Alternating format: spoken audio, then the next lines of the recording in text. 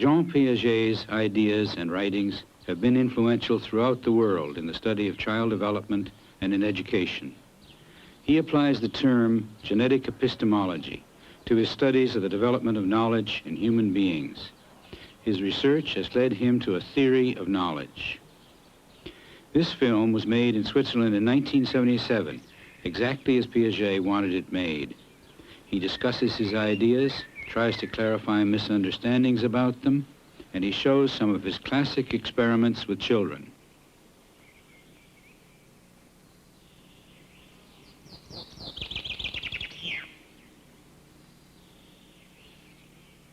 J'aimerais dire d'abord deux mots de l'idée centrale de notre épistémologie génétique, parce qu'elle est presque toujours mal comprise.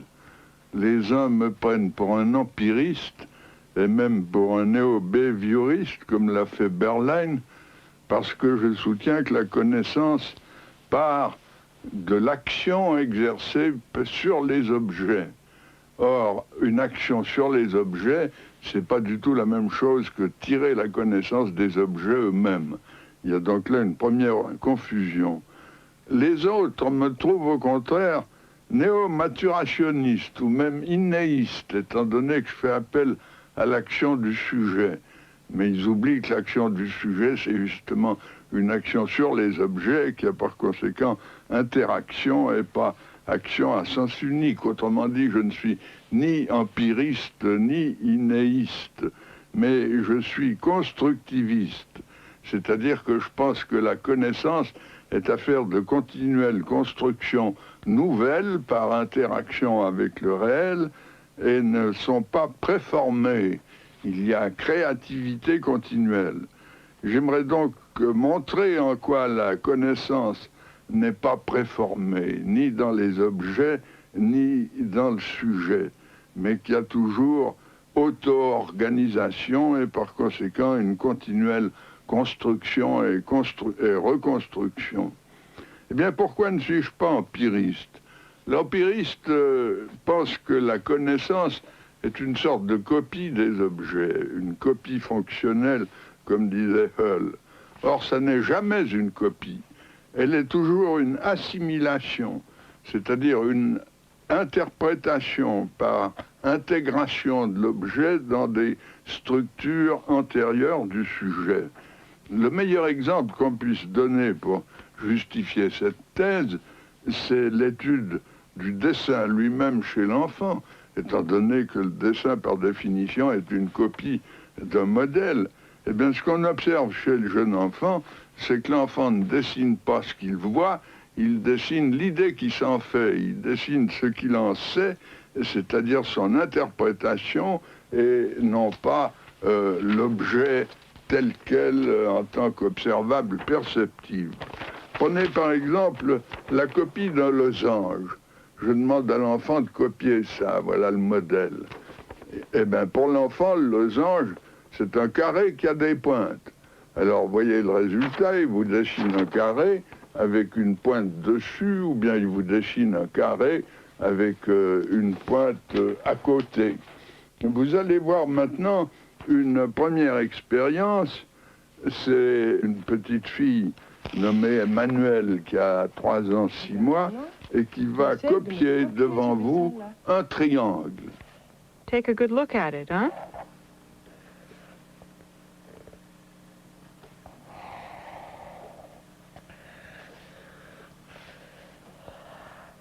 Like that. Like that? And then the corners here. Little what? Little points here, see? Ah, yes. Ce triangle, elle le conçoit comme une sorte de carré auquel elle rajoute 3 pointes. Des pointes qui sont d'ailleurs arrondies et pas pointues, mais qui représentent dans son esprit, elle le dit, 3 pointes. Autrement dit, critique de l'empirisme, la connaissance n'est jamais uniquement moulée sur les observables, elle ne consiste pas en observables purs, mais toujours en interprétation par assimilation à des structures préalables. D'autre part, pourquoi ne suis-je pas innéiste ou a prioriste? Eh bien, prenez l'histoire des sciences. Toute l'histoire des mathématiques est une construction continuelle. En partant des nombres naturels, 1, 2, 3, 4, il a fallu des siècles pour construire l'ensemble des nombres entiers avec les négatifs. En partant des rationnels, il a fallu attendre jusqu'à Pythagore pour découvrir les irrationnels. Ça signifie que ces connaissances ont été construites. Elles ne sont pas préformées. Si on les croyait préformées, comme le pense Chomsky avec sa candeur biologique, eh bien, il faudrait penser que les mathématiques sont déjà là d'une manière implicite ou innée chez le bébé, mais pas seulement chez le bébé, chez l'animal, il faudrait remonter jusqu'aux invertébrés et aux protozoaires pour y voir la source des mathématiques. En réalité, les mathématiques, chez l'enfant, on y assiste d'un jour à l'autre, sont sans cesse construites par les actions du sujet. Elles procèdent à partir de la coordination des actions du sujet, de la logique de l'action du sujet. Et alors, de ce point de vue, il lui faut tout construire. Et même les choses qui nous paraissent les plus évidentes pour nous, il doit les construire.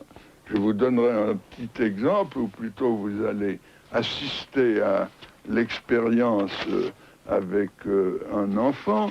On montre à un enfant une ficelle qui présente cette configuration. On lui demande ce qui se passe si on tire de ce côté-là. Ben, il comprend très bien que si on allonge de ce côté, on va raccourcir de ce côté. Apparemment, il a tout compris. Mais si vous lui demandez est-ce que la longueur totale est la même dans les deux figures, ou bien la même que dans l'objet témoin que vous allez voir dans l'expérience qu'on va faire à l'instant, eh bien, il nie la conservation. Ça n'est pas la même longueur totale. Quand même, il a compris une partie de la transformation. Eh bien, que même une conservation aussi élémentaire ne soit construite que vers 7 ou 8 ans, vous montre combien il y a d'écart entre l'inné d'un côté et puis ce qui est peu à peu élaboré, construit, organisé par le sujet. There. So cut it. So we cut it. If we cut it there, will it be just as long? Yes. Is that okay? There. Now listen to me. Now the two strings are just as long? Okay, now this one we'll leave here. Now then, listen to this. If I pull this string like this, what's going to happen? This one will be big, and that one will be little. Where will it be little? There. And where will it be big? There. Okay. There it will be big, and here it will be little. Okay. So shall we do it? Yes. There. Is that right? Good. Now tell me this. This string from this end to this end, is it still just as long as that one, or is it not just as long as that one? Not just as long as that one. It is not just as long as that one. Okay. And what if we put this one back as it was before? How will it be if we pull here again? This one will be like this one. This one will be like this one. And where will the big part be? There. Yes, and where will the little part be? There. Okay, so we pull like that. And now the string from this end to that end, is it just as long as that one? Yeah. Yes? Yeah. Okay. And if we pull again, there, like that, are they just as long, both of them? No. No. Disons maintenant quelques mots des structures opératoires. J'entends par là des systèmes de transformation exécutés par le sujet, donc le prolongement des actions du sujet, mais de transformations qui peuvent se composer entre elles et donner un système fermé. Exemple, une classification ou bien une sériation dont vous verrez tout à l'heure un exemple expérimental, ou bien une table à double entrée ou tout ce que vous voulez. Et pour ce qui est des opérations, je les définirai comme des transformations ou actions du sujet et qui peuvent être retournées, qui sont réversibles. Exemple, l'addition dont l'inverse est la soustraction. Or, nous avons étudié longuement les structures dès les stades des avant le langage et à partir du langage. Une objection continuelle qu'on nous fait, et surtout chez les anglo-saxons, c'est que la structure n'existe que dans l'esprit de l'observateur, du psychologue, et que la structure n'est pas comme telle dans l'esprit de l'enfant. Eh bien, à cela, j'ai une réponse qui me paraît bonne, c'est que je définis la structure comme étant ce que l'enfant sait faire et non pas ce qu'il en pense. Il ne fait pas du tout lui-même une théorie de la structure, bien entendu, mais il exécute des actions et nous constatons, nous, que ce qu'il sait faire dans ses actions est bien coordonné et surtout que cela lui permet d'en tirer par déduction des conséquences auxquelles il n'avait pas pensé, comme nous allons le voir tout à l'heure à propos de la sériation.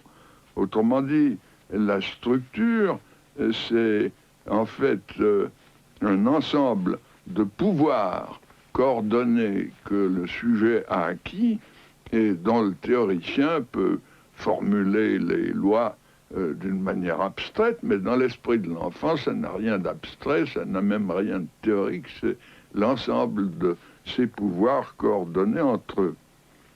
Nous allons constater, d'abord voir comment se constitue une structure qu'est la sériation. Look, Barbara, these are sticks. Would you call them sticks?